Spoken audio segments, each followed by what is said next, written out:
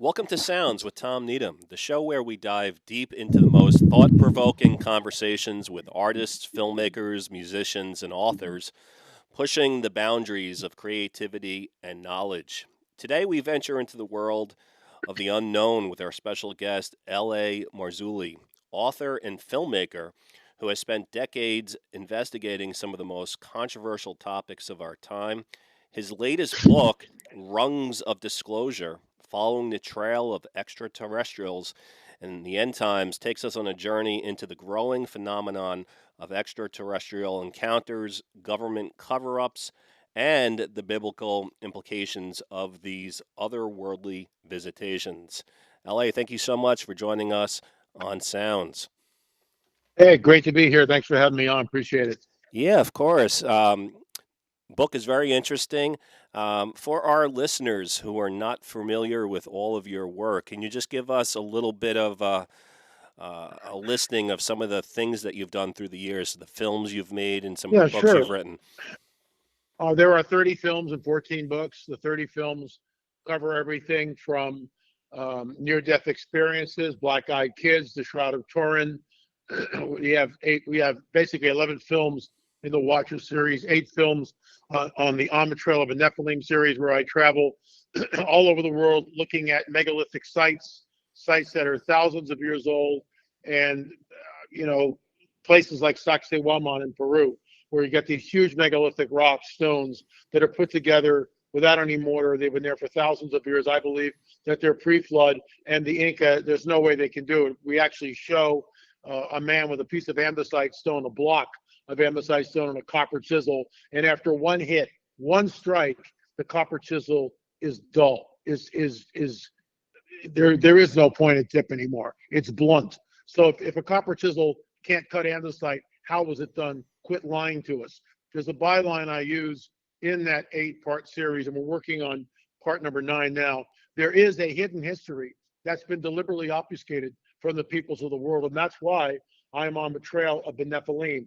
I'm probably one of the world's, and I'm boasting here, foremost expert on the Nephilim. The Nephilim are the progeny of fallen angels. Some of you out there are already, you got to be kidding me. No such thing as fallen angels. Think again, pal. So fallen angels and the human women of earth. This is in the biblical narrative.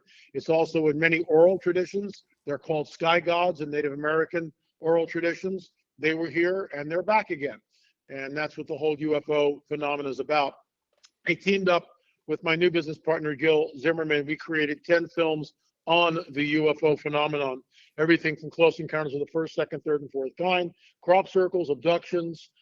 We did a whole show on cattle mutilations, 2 films on Roswell, including we actually found 2 pieces, actually make that 3 pieces of debris from the legendary Roswell debris field. We went out there with metal detectors, and we found 3 pieces of the metal.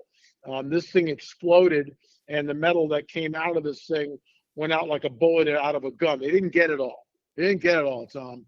And we've had it analyzed, and it's an aluminum alloy that doesn't match anything that we have here on Earth. So, the books go from everything from On the Trail of a Nephilim, Volume 1, Volume 2. There were 3 novels, Politics, Prophecy, and the Supernatural. I mean, it's a corpus of work. We have a half an hour.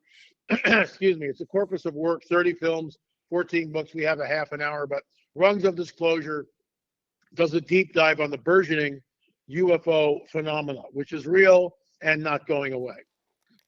Over the last few years, in the mainstream media, for the first time, news reporters are talking openly about the possibility of UFOs being real.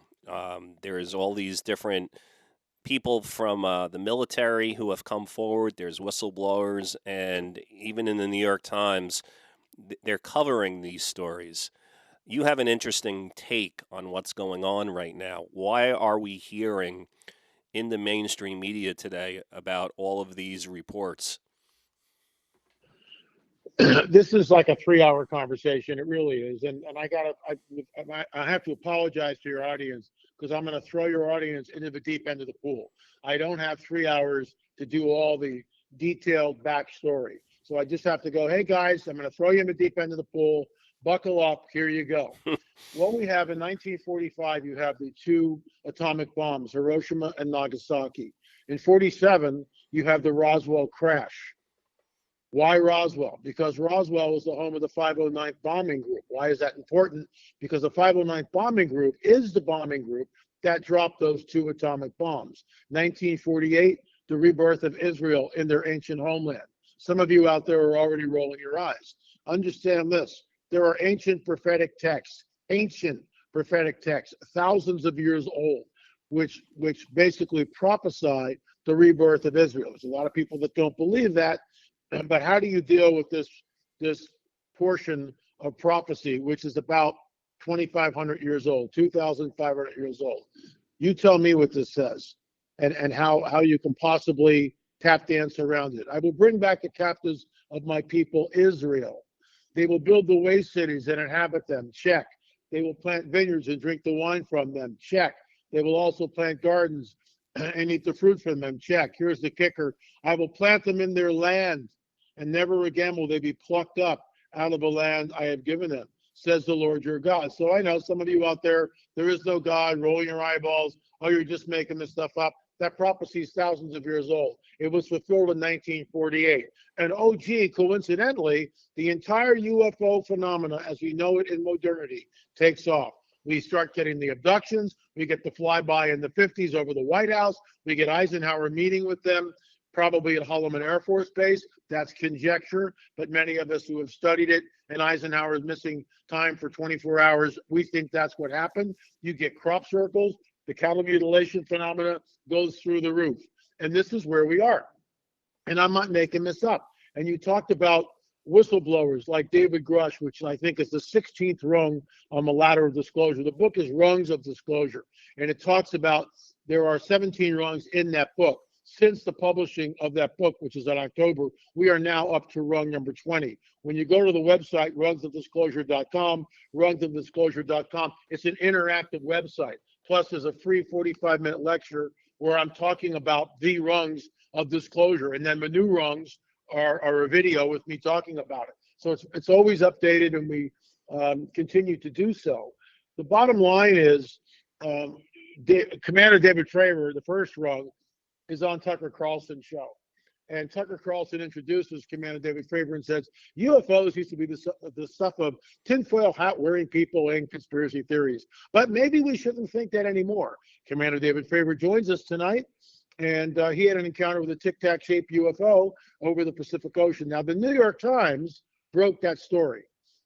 But it took not a decade, but it took a while before mainstream media finally went with it. And it was Tucker Carlson was really the first to break the story. So you see Tucker, Commander David Fravor, and to the right, they have a photographs, actually film, of what has become known as the gimbal, and which is a UFO. And there's actually several of them. But when Tucker Carlson asked Commander David Fravor, in your opinion, what was this tic-tac shaped object?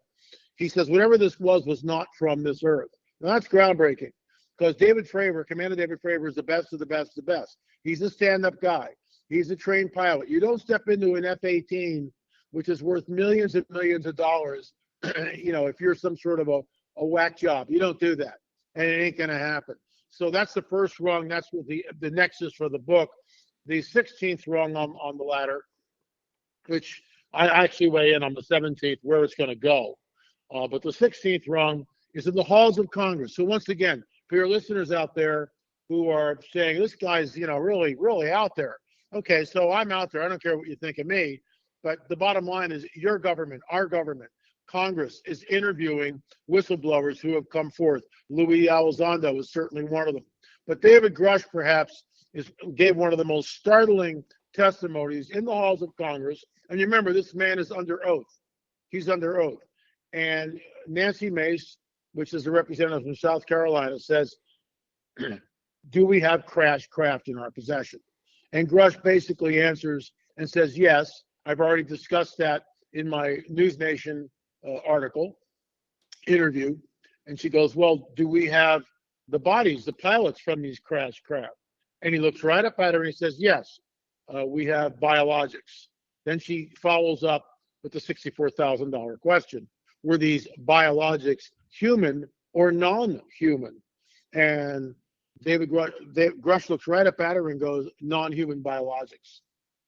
Hmm. Now, what do you do with that? What do you guys do with that?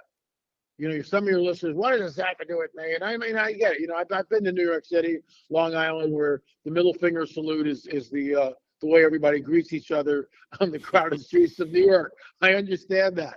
There's a lot of negativity and a lot of disbelief and everything else. But the phenomenon is real. Our government has been hiding this since 47, the Roswell crash. And I talk about that in the Rungs of Disclosure book. So let me ask you, if they were covering it up for all these years, what is the reason that they're allowing these people to come out now and speak publicly?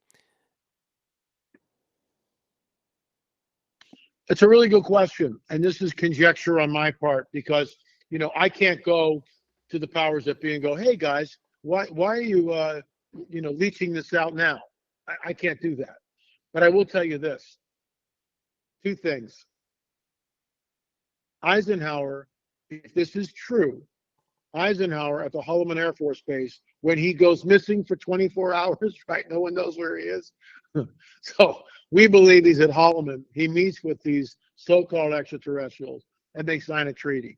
They give access to our population for the technology. That's conjecture. But there have been whistleblowers that have come out and talked about that. There are people who have leaked out all sorts of information, but it's conjecture. Can I prove that? No, I cannot. But the old guard from Roswell is dead. Roswell paper on July 8th had it right. RAAF captures flying saucer. Front headlines of the Roswell Daily. The next day, the whole thing is redacted, and it's just a weather balloon. And that's what they went with for decades until 2017 with Commander David Fravor. The reason I think it's happening, the old guard is dead. Everybody was alive at Roswell and kept the kibosh on this thing. And if you got too close to the 90s, you could die with a very accelerated rate of cancer. You could be taken out. You could have an accident. All sorts of funny things happen. That's all I'll say about that.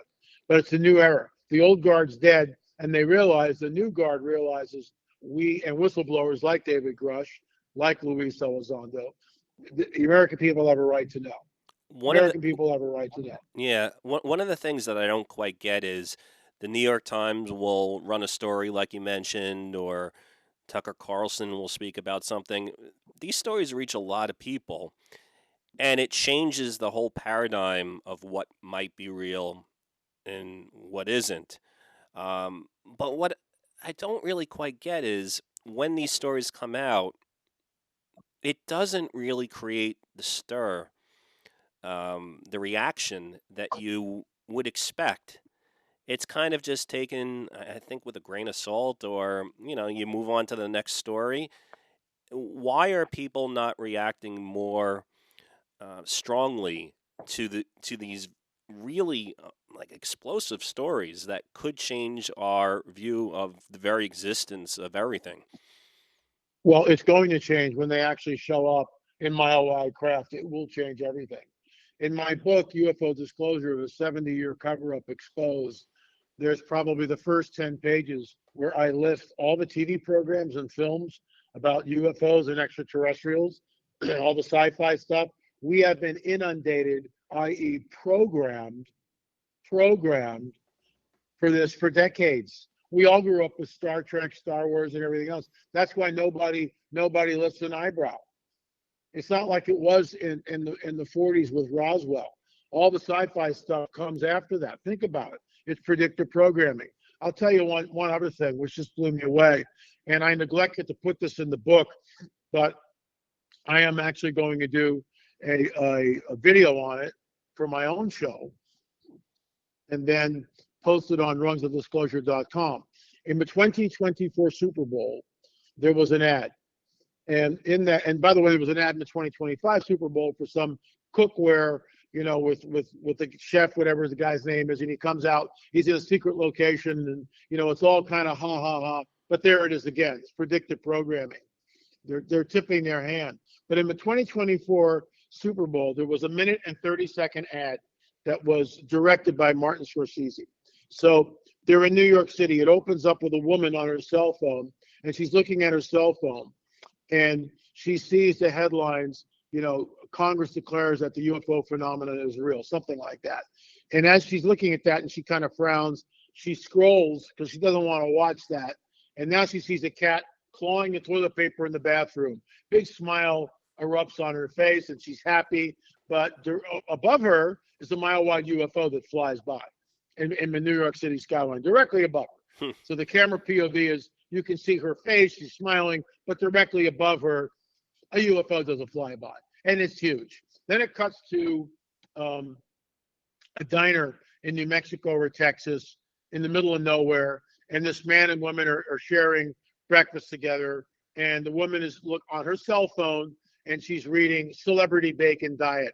And the guy's on his cell phone. Meanwhile, in the reflecting of the mirror, there's a UFO over the diner. Then it cuts to Paris, France, and all these kids are on the lawn, on their tablets, on their phones in front of the Eiffel Tower, and there's a huge UFO right over the tower. Then it cuts to Japan, and they're on the 10th or the 15th floor of an office building. There's glass all around. Everybody's glued to their iPads, their phones, their laptops. No one's looking outside. 2 UFOs buzzing them. So then it cuts to the UFO above, and it's a gray alien with an elongated skull. Again, it's a 3-hour conversation there. And the gray alien, he goes, holds his head, can't believe it, no one's looking. And so he hits a button, and everyone's cell phone, tablet, laptop all of a sudden changes, and you see the verbiage, hello down there, with a bunch of gray aliens waving.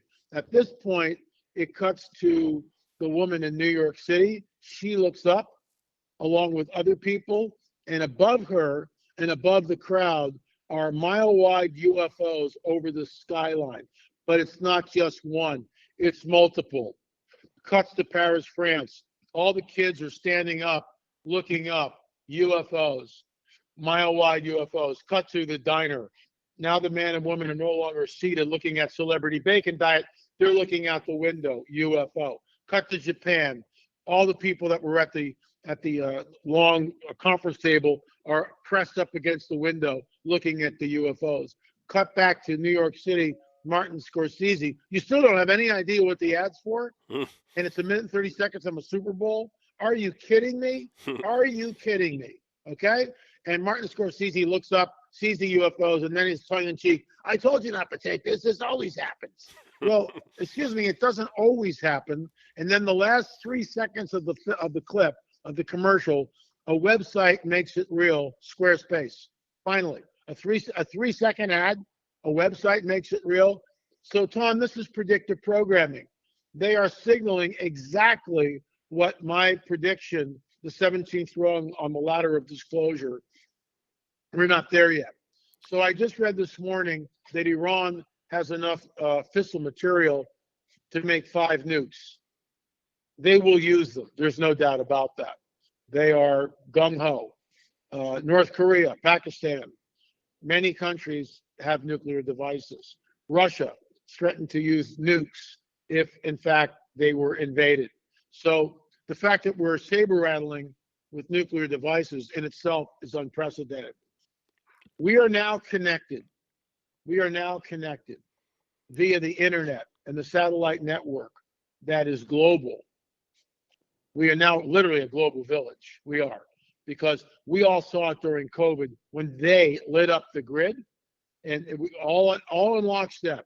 You will shelter in place for 2 weeks, and we all did that, right? Everybody on the planet basically did that, and we never. That was an unprecedented moment in history. So here's the kicker, and it's in the book. You have a nuclear device going off anywhere on this planet, anywhere. It creates the greatest climate of fear that mankind has ever experienced collectively. That's the first thing. Second thing, we're all going to be watching it at the same time. And that is when they show up. And when they show up, they will say, we created all life on this planet. We genetically manipulated the DNA of early man. We started the world's civilizations. We started the world's religions. Now, at this critical juncture in human history, we are back to usher mankind into a golden age. Just remember, for all those who are rolling your eyeballs out there, that L.A. Marzulli said this on, what is it, the 3rd today? On March 3rd, 2025. I'm telling you what, that's the trigger. That's what they're waiting for. And it will happen. It Okay. will happen. Trust me. All right. That's the end game. All right. This is a lot of stuff. Can we go back to, you said many times, predictive programming? Sure. Just for our audience that doesn't know what it is, we do have a lot of movie fans out there, and you mentioned how Hollywood has been putting out science fiction movies forever, and people know that Hollywood puts out fiction. They're movies that are filled with action and adventure, but I think your implication is that there are some in Hollywood who are purposely putting out these films not to make money, not to entertain us, but to educate us or plant the seeds for something that is coming in the future. Who are these people, and what do they know that we don't know, and why would they do it through movies? Well, because when you next time you're in a theater, watch what people do. They sit there and stare at a screen. You want to talk about predictive programming or programming the masses? It's exactly the way you do it. They're munching on popcorn and sipping on Coca-Cola, watching the screen with a blank expression on their face. They're being programmed, literally being programmed. I remember years and years ago when I went to the theater with a friend of mine and we saw E.T., the movie, with the whole E.T. phone home, all that. Yeah. And at the end, when E.T. is going home on the bicycle, the entire audience is crying. The entire audience, everybody in it is weeping. And I'm looking around going like, these people have lost their flipping minds. What is wrong with this picture? I may have been the only person in the theater who did not buy the fictional dream. I wasn't buying any of it. I said, this is nonsense. This is the coming great deception, which is what it's a label that I labeled the whole UFO phenomena way back in 1999. So, I mean, I've been immersed in this literally for decades. I've seen 4 UFOs. I'll be 75 this December. I've seen 4 UFOs. The phenomenon is real.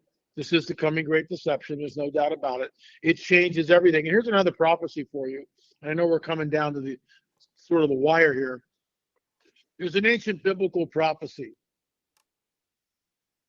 And it basically tells us in the book of Revelation that at some point there's going to be a one world government and a one world religious system. So how do you do that? How do you take this disjunct planet that we have, this planet which is seething with violence and everything else? How do you do that? How do you create a one world government and a one world religious system? It's exactly how you do it. A nuke goes off someplace, everybody's cowering in fear. Are we all going to blow ourselves up? Then mile-wide craft appear over the cities of the world, just like the predictive programming in the 2024 Super Bowl ad shows us. Why would they make an ad like that, Tom? Why you don't even know what the ad's for until the last 3 seconds. A website makes it real, and then you see Squarespace for 3 or 4 seconds. Seriously? That ad costs millions of dollars. Predictive programming. And that's how you create a one world government and a one world religious system. The globalists want that. We all know that's where it's headed. And the biblical prophetic narrative states that. For those of you out there who think you know what the Bible says, but you've never read it, you've never spent any time in the book of Revelation, and you have no idea what it's talking about, read it again. Sit down and read it. That thing's almost 2,000 years old, and it calls out future events with great specificity. Quite frankly, it's the only book on the planet that does that. Instead of the Bible, I call it the guidebook to the supernatural, because that's exactly what it is. And by the way, these entities that show up in their mile-wide craft are not friendly space brothers from some faraway galaxy or whatever. They are interdimensional entities which have a very nefarious agenda.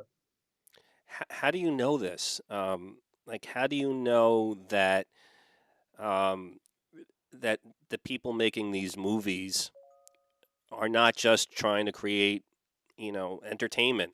Like, wouldn't they have to have some kind of connection to the government or some higher? Yeah, I they do. mean, Yeah, so there's can you explain a little bit more about, like, like, are there people in government working together with Hollywood to do this, and is there an end game?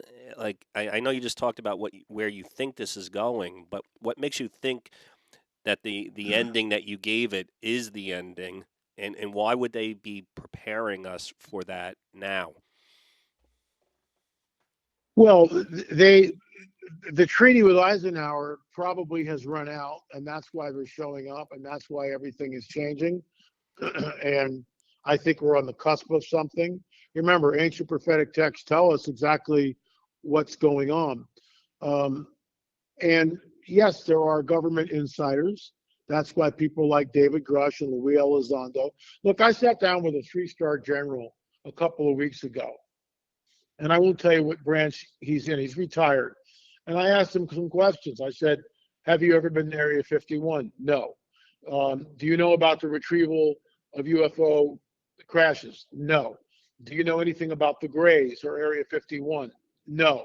I mean, he knew nothing because it's all compartmentalized. Yet there are people that are in control. For instance, Philip Corso's book, The Day After Roswell. So Corso's another whistleblower. He's deceased. He wrote the book and published it. And then about a year after it was published, he died of cancer. So it was a deathbed confession. In our film, we have two films on Roswell. Like I mentioned earlier, we went to the debris field. We found three pieces. It's an unknown aluminum alloy. It's been subjected to some sort of a cataclysmic high heat event like an explosion. All this is in our two films on Roswell. But it was a managed agenda, absolutely a managed agenda. And in that film, we have the Colonel Hill deathbed confession, where he was OSS, which is the forerunner of the CIA. He was flown into Roswell to try to make contact with one of the bodies, with one of the so-called aliens that was still alive. And a month before he passed away, he finally spilled his guts and told his caregiver, and she's a pastor, and she and her husband are pastors, and they took care of Colonel Hill, and it was a deathbed confession, and they come on the record and talk about it. But Walter G. Haught was at Roswell, and he was there, and he did a deathbed affidavit, a legal document only to be opened after his death. He talks about going into Hangar 84. By the way, our film crew, which my business partner, Bill Zimmerman, Jim Peterson, and myself, we got into Hangar 84. We filmed inside Hangar 84, which is really cool. Hmm. And that's where, according to Walter G. Haught's deathbed confession, that's where the bodies were. That's where the craft was. They were flown. Everything was flown to Wright-Patterson Field. You see, there's been no president that we know of that's had access to Area 51. There's no president that we know of that has ever gone in the right path. So we are looking at a rogue element in our government. There's no doubt about this. No doubt. This is why, and I realize some of your listeners are going to go, "Oh my gosh." Well, let me ask you this: is it a good or bad thing that Elon Musk finds, $4.5 trillion that go missing? Is that a good or bad thing? I mean, that's our taxpayer dollars, and billions of dollars to Ukraine, and then Zelensky shows up and folds his arms and acts like an arrogant SOB. Are you kidding me? Are you kidding me? After we gave him billions of dollars to the tune of 170 billion, and they don't know where 100 billion of it is, What does and that that have? doesn't What does concern that the have to American do? people. What does Excuse that me. what does that have to do with all the stuff that we were talking about with UFOs? Well, because there are elements in our government that are accountable to nobody, and that's my point. Oh, okay, okay. They're accountable to nobody. Area 51. Well, who's financing that? Black budget? Wright-Patterson Field. Why can't a president of the United States go into Wright-Pat and see what they got? Why can't a president of the United States, I don't care what side of the aisle they're on, why can't they go to Area 51? Bob Lazar was a whistleblower who, with George Knapp, blew it wide open. He was back engineering the propulsion system. He's never changed his story. That's clear back in the mid 90s, 1993, 4 or 5. Bob Lazar says, yeah, we're back engineering craft. I mean, I'm not making this stuff up. Yeah. So we have it. And by the way, the drones that were flown over in your area Yeah. and everything else, What do you think about that? I think I think they were sniffers. There's two possibilities. They're sniffers. They're looking for radiological devices. That's why our military didn't shoot them down. However, I had inside track from a whistleblower who told me on a phone conversation, and he's active duty, and so I can't, there's no paper trail, there's no nothing. This guy won't come on the record. He can't. He said, but the drones were back engineered from alien technology, so-called alien technology from Area 51. So do with that as you will. That's a story which I can't vet, but the drones, very, very mysterious.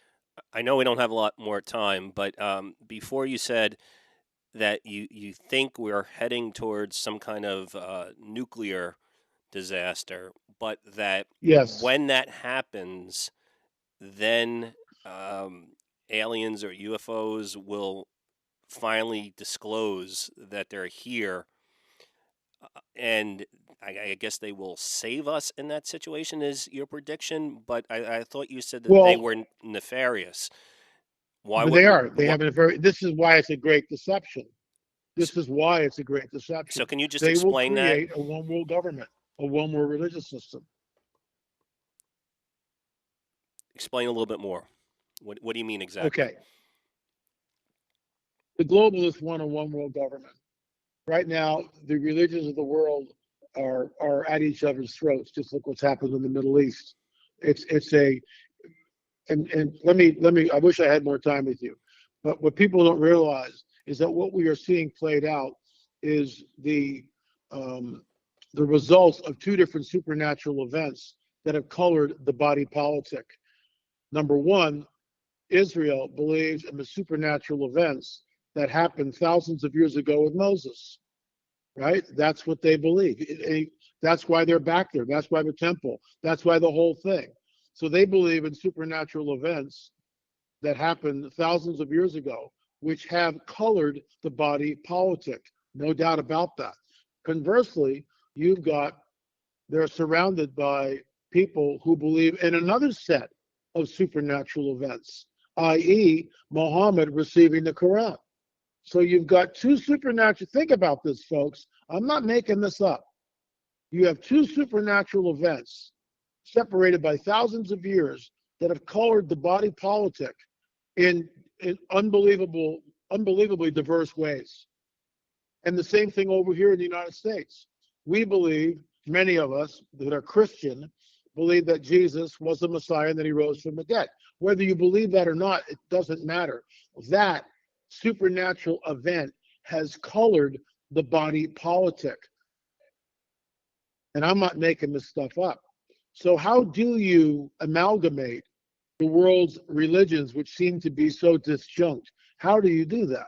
Well, you do that by showing up in mile wide craft and then stating, hey, we are your creators. We genetically manipulated early man. We started the world's religions and the world's civilizations. Now at this critical juncture, we're here to usher you into a golden age. The neo-Darwinists, who look at the Darwinian theory and realize that the whole DNA molecular structure just didn't evolve by chance. Somebody created this thing somewhere. Every Friday night on Ancient Aliens, what are they promulgating?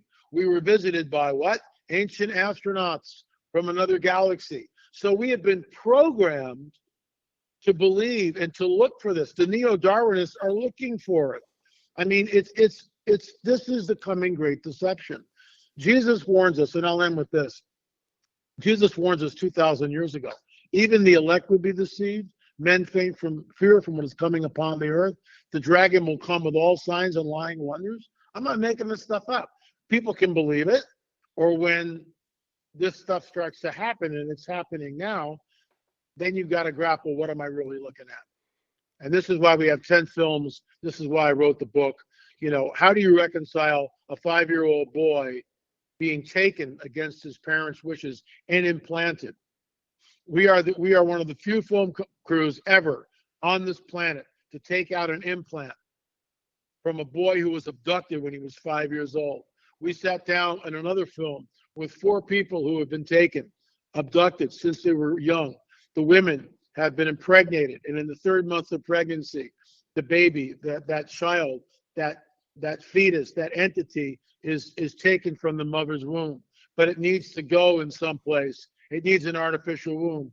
What people don't realize in our 6th film, which is on cattle mutilations, the blood of cows can be used interchangeably in a human transfusion. So we believe that the cattle mutilations and the material taken from the cow are used to create an artificial womb. This is the deep end of the pool. But prophecy says in the book of Daniel, written about 2,500 years ago, their seed will mingle with the seed of men, but they will not cleave to them. What does that mean, and who are they? Think about that, Tom. Their seed will mingle with the seed of men, but they will not cleave to them. Well, who are they? And who's mingling what seed? This is exactly what's going on. That's why, I've got a half an hour with you. I've been all over the place. We've been in the deep end of the pool most of the time. People need to do their homework. There's 10 films, and of course, Rungs of Disclosure, rungsofdisclosure.com. If you want to watch the films, you can go to streaming.lamarzulli.net. And all 10 films on UFOs, I promise you, you won't be disappointed and you'll be educated. LA, I want to thank you very much. I know this is a lot for our listeners who are not familiar with the work. Some people will find this very interesting. It may not be for everybody, but I do suggest that everyone check out your website, take a look at some of your films, and you can make up your own mind. I think we're going to have another conversation. You brought up so many things. I can't get into all of it, but it's definitely thought-provoking. Thank you so much. I really appreciate your time. Well, thank you. Thanks for having me on, Tom. And, lamarzulli.com, lamarzulli.com, or rungsofdisclosure.com. Do your homework, folks. It's coming. Thank you. Thank you.